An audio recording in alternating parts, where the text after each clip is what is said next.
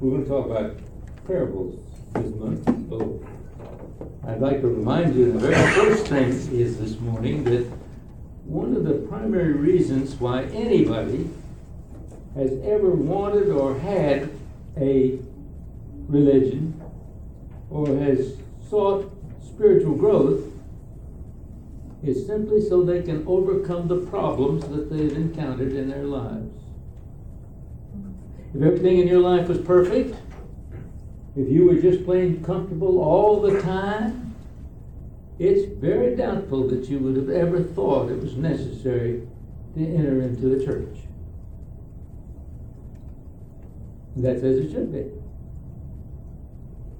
Do you realize that God did not ordain the church as a means of, or a source of gaining the fullness of life? No church was necessary. See, we're told, and I believe it to be absolutely true, that God gave every person the capacity within their own selves to live as one with God. And that means that everyone has the ability to live a healthy, happy, abundant, peaceful life. So it seems pretty obvious that the church came into being because so many people ignored their innate qualities and therefore got themselves into some kind of difficulty. And then they wanted to turn to someone they thought could guide them out of that problem. Therefore, we are correct when we say that the origin of organized religion came as a result of people thinking or feeling that a particular attribute or belief or practice would bring about the solution to all of their very real human problems. And you know, it did. It worked, and it still works for some people. And if so, it ought to work for me. It ought to work for you, right? You see, they thought it was so great back then that they started writing down those tenets and those creeds, or they were passed on orally to everybody that came to that church or to that meeting. And the people that wrote them down and then told them were called teachers, preachers, rabbis, priests, oracles, and seers. The written text became known as Bibles. And they are the sacred books or the writings of any religion. At any rate, through the centuries, religions have come and gone, or they have stayed and taken permanent root. Each, in its own way, has been born out of a need of people to solve or get help in solving their problem, like getting well, feeling fulfilled, being in peace amid turmoil, gaining sustenance for physical life, or satisfying deeper and more non-definable inner needs. And so we find Jesus born into a culture that had a very strong religion. It's called Judaism. It was founded on the belief that there is but one God, the Creator, the Provider, the Protector, the Avenger, and the Punisher. Messages from this God were claimed by many people who then passed these messages in writing or an oral tradition over the centuries. Much from the original concept was altered. If any of you have ever played that game where you start out with one statement and end up with another at the other end of the line of people, well, they got altered, and much interpretation was added. Whatever had been in the origin about the beliefs about God, by Jesus' day, the tenets, the creeds, the acts, the practices, the words, the casts, the rewards, the punishments, every one of those had been systematized. And adherence was strictly required. Failure to comply was punishable even up to death. Change, therefore, in this established religion came very, very slowly. And it came at great cost to the pioneers who dared to think differently than the ruling paragons of religious practice. Now, here comes Jesus. And somewhere along the line, he figured out that the original idea of religion was simply being perverted. He saw that instead of solving real human problems, many of these religious practices created as many or more problems than they solved. It was very hard to believe that God loved you when any little mistake that you made would bring about a severe punishment, either from God or for the people around you.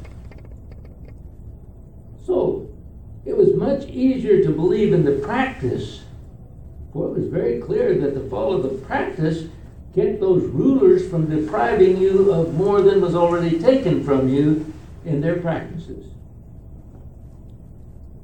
So, Jesus set about to try to show people how to return to belief in the principle of joy and love, abundance and wholeness. That was not the practice of the religion of the day.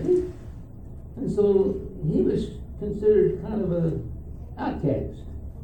Actually, he didn't condemn any of those practices of their religion.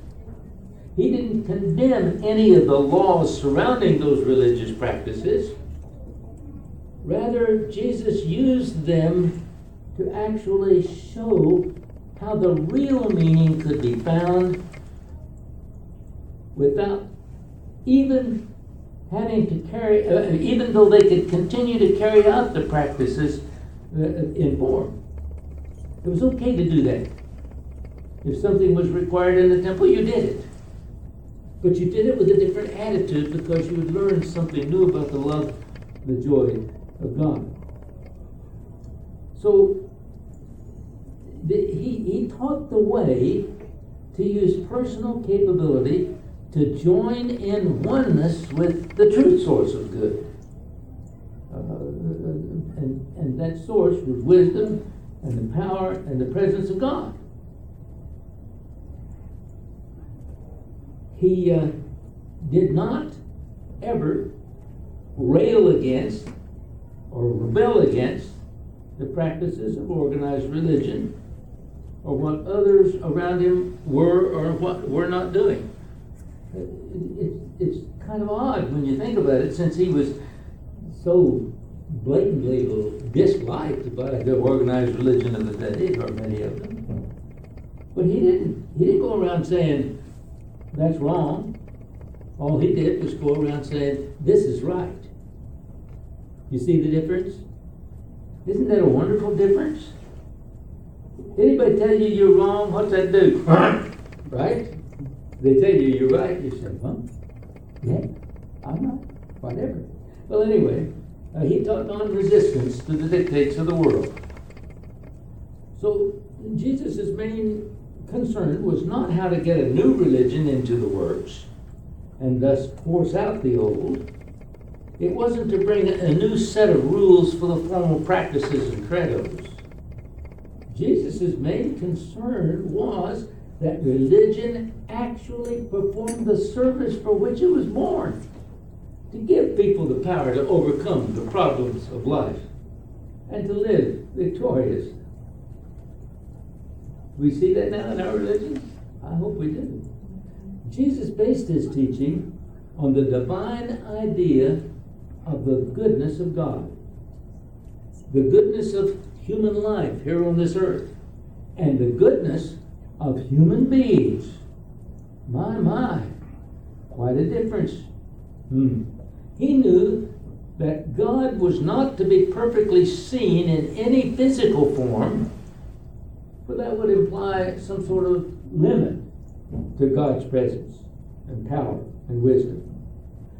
But that God is in every physical form. So from Jesus' teachings we see that God is that which stands under everything that is formed. And thus, as Jesus told us, God is spirit. Now, what everybody needs is a clear consciousness of the Spirit, which is God. This spiritual consciousness will provide the way to rise above already existing conditions in such a way as to stop the current effects on your life and to reestablish the condition of desirable effects in your life. Now, if spiritual wisdom and consciousness provides the wisdom and power to solve the problems of life, then the same spiritual consciousness provides the way to avoid having to meet the problem in the first place. Isn't that an idea?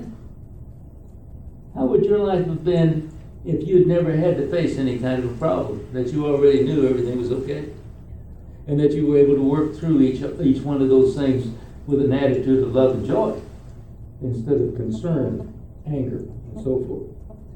So, if you get to the point where you can avoid having to meet the problems or how to solve the problems neatly, then you can live happily in fullness of wholeness, prosperity, and peace. Now, he says spiritual consciousness is the way. And that suggests that there is an activity on the part of every person that's got to take place. In the case of our own lives, this activity would include both inner and outer work on our parts. Now, it would be primarily to change our consciousness in such a way that our attitudes are changed. We lose the old concepts, and we're open to accept new wisdom and inspiration. It also includes conscious thought to form new mental prototypes of what and how we desire to express our happiness, wholeness, abundance, and peace. In other words, how to have the kind of thoughts that are creative so that we can be creative to help ourselves and to help our neighbors. To love our neighbors as we love ourselves. I think that was a part of it, wasn't it? It also includes activity on the external to create, to speak, to touch, to give, to share, to receive, all of those actions, words, and things which symbolize manifest love and joy. Now, we need to be able to couch this activity in such a way that it won't offend the differing beliefs of those about us, and without insisting that they believe what we believe, even though we might think that they're doing something bizarre, or they may think something that we're doing is bizarre as it relates to customs of the day. So make no mistake, even though your outer activities may not seem to be very different, there must be a very real and different inner activity on your part. So a part of the unity idea is to accept new ideas and to place no limits on the number of new ideas that you will encounter. Now, here's Jesus telling two parables that illustrates the necessity of this. They must be important, for they are included in the three Gospels, Matthew, Mark, and Luke. Now, I'm going to read from Luke. It's the 5th chapter, beginning with the 33rd verse. And they said to him, "The disciples of John fast often and offer prayers, and so do the disciples of the Pharisees. But yours eat and drink." And Jesus said to them, "Can you make wedding guests fast while the bridegroom is with them? The day will come when the bridegroom is taken away from them, and then they will fast in those days. He told them a parable also. No one tears a piece from a new garment and puts it upon an old garment. If he does, he'll tear the new, and the piece from the new will not match the old. And no one puts new wine into old wineskins. If he does, the new wine will burst the skins and it'll be spilled and the skins will be destroyed. But new wine must be put into new and fresh wineskins. Now, one interpretation of these is the one I'm going to give you. I recognize that every parable that Jesus told can be interpreted in many, many, many different ways. So this is just one, but I think it's a very good one. And it says, the cloth he's talking about symbolizes the fabric of your life, with its attitudes, with its experiences, and with its dreams. And the truth of the matter is that you yourself have woven this cloth of your life. Now, you may take time to look closely at the fabric of your existence and see the quality is inferior. You might see that there are tears and rips and there's a patchwork of mismatched pieces, that the cloth itself is soiled and out of date. Now, where you see this is in your experience of sicknesses, of spoiled relationships, of poverty, anger, fear, depression, and boredom. And you wonder, how in the world could I possibly have woven so many problems into the daily routine of my life? And maybe you feel that this old garment has been forced upon you by circumstances of life, and you're really powerless to change it very much. But then one day, you hear what your inner being tells you is the garment of truth, and it offers you real help with the troubles of the day. And now, friends, as so many of you can attest to, the temptation is to tear off a piece from the fabric of truth and try to patch it onto an immediate problem with gratitude, at least, that one problem is overcome. But you know, that one thing doesn't last very long, for the patch doesn't match the rest of your life. And it is a perversion of the truth to believe that you can take a little piece here and a little piece there and put it on your other lifestyles and make the problems go away. So Jesus is saying that when you come into the inspiration of truth, grasp the whole of it. Adopt the whole of it. Fearlessly lose that old garment and don the new. The garment of truth is yours without cost. It's as attainable as the one you wear, for it is alone provides for you the mantle of safety, security, and peace. That's only half of this parable. With the mantle of truth, we might feel that we must be satisfied just to have the passive protection from evil and loss and fear. But not so, says Jesus. Laying hold of the whole of truth lets us actively feel the spirit and the enthusiasm of life.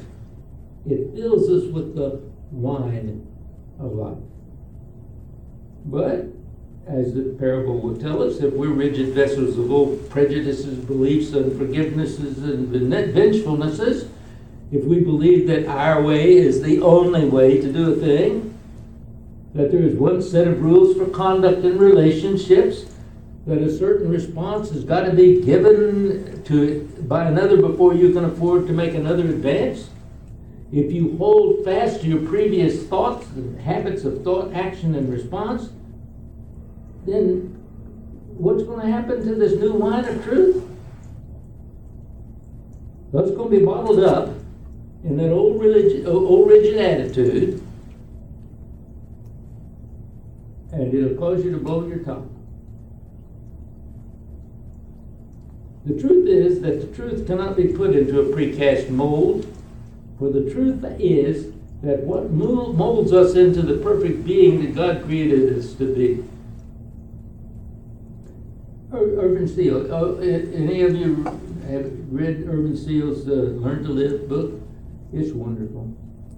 You might want to get it out. I'm going to read a little bit from it, just on this subject. Seal says that God says that He made a good world, and He approves of it. But man is inclined to disagree, and his disagreement costs him peace and pleasure in the world. The human mind knows too many things that aren't good, too many things that it's afraid of, unduly concerned about. It spends days and nights in anxiety about external conditions to which it attributes the power of causation. And so, that mind is at mercy of its beliefs. Now, Jesus teaches that you got to change your belief if you want to experience a different world. He teaches that the kingdom of God is here. The world that God made is here. And it is altogether lovely and beautiful if you can see it. Now, you can live in this beautiful world too, if you follow the Master in one simple operation of the mind. Get a new mind. I love that. If you don't like the mind you got, get a new, right? That's about changing your ideas. And that's what's meant by putting new wine in new wineskins. Wine represents the quickening element of the Spirit. Wine or liquor is one element in the external world which most nearly represents the new spirit which a man has in the kingdom of heaven. For wine, like raised bread, is a product of a mysterious process of fermentation. The first miracle which the Christed man performs is the turning of plain water into wine. And every individual sees and understands the law and acts upon it, setting into operation in his life to change his mode of living, will most certainly follow in the footsteps of the Master by changing the plain water of his life into the spirited and exhilarating element called wine. You have the wine of life. And it causes you to forget the bad and to experience the good.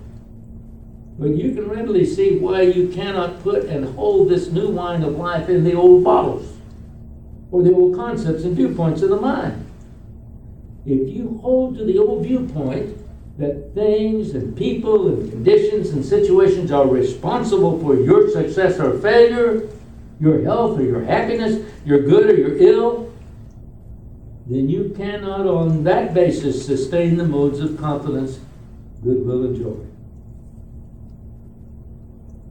Every aim and goal and purpose of life calls us to make ourselves to its measure.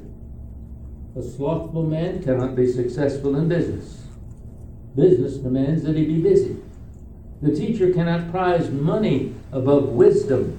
The scientist in his laboratory finds in the mysteries of nature his greatest reward, and the fearless mysteries fascinate him and bend him to their service.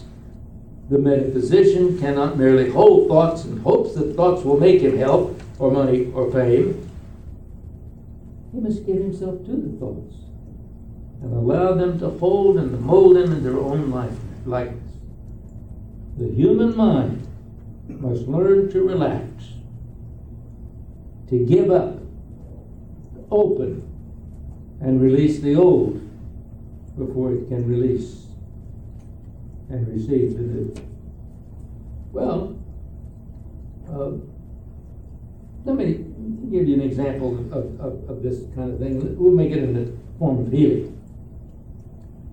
Healing in the real and the permanent kind of sense. Now, that's not just clearing the body or getting rid of the emotions of the moment. It's complete and permanent when there comes an understanding of the relationship of the mind and the body and with each circumstance that you meet in your life. When the mind believes that there is a susceptibility in the body, then circumstances can easily bring sickness, accident to the body. When the mind believes that circumstances have power to overcome the defenses of your body, then the circumstances can easily overcome the defenses of your body. When the mind understands that the body is protected by God from the effects of circumstances, and that circumstances have no power in and of themselves, then mind will direct the body amid any circumstance to success and safety and health and wholeness. Notice that this understanding cannot be a mixture of beliefs that involve conditions that must be met or practices that got to be carried out. Now, I'll tell you that this morning you are witnesses to the truth of Jesus Christ. The promises he made to those who seek to grow and allow themselves to be molded anew by the truth have been proved millions of times in the lives of other people. Otherwise, it would have died. The religion would have gone away. It would have never existed anymore. So, the question that Jesus gives to you with this parable is, isn't it time for you to quit making a patchwork of your life? To quit trying to stuff the new requirements of the new phases of your life into the old wineskins of past experience. No one can have that experience for you. Did you know that? No one can have your experience for you. You got to have it for yourself. It's an inside job. No one can force you to make a change in your life. No religion can. It can't do it by its practices, its creeds, its prohibitions. And no religion can force you to change and solve your deepest, innermost problems. Truth is that only God has the solution to all your problems. Only God can show you the way to a life of total joy, peace, wholeness, and abundance. Only you can commune with God. No intermediary, no preacher, no teacher, no rabbi, no priest can do it for you. You must commune with God for yourself by yourself. That's the way you find and grow in the way of Christ. So, question for all of us is, what are we going to choose to do? Are we going to choose a life mantle with ragged edges and many seams and patches? Or are we going to choose a rich, seamless garment such as Jesus both physically and spiritually wore? Will you keep on insisting that the powers of the outer world molded you into the rigid body of beliefs that you have now? Or will you choose to become a new wineskin of flexibility and growth and accept the new wine of good and complete life? My prayer for you is my knowing that while it may not happen this morning, I know that you are now opening yourself to God so that you will get your answer for you to make your life whole, happy, abundant, and joyous. And God blesses you in this activity.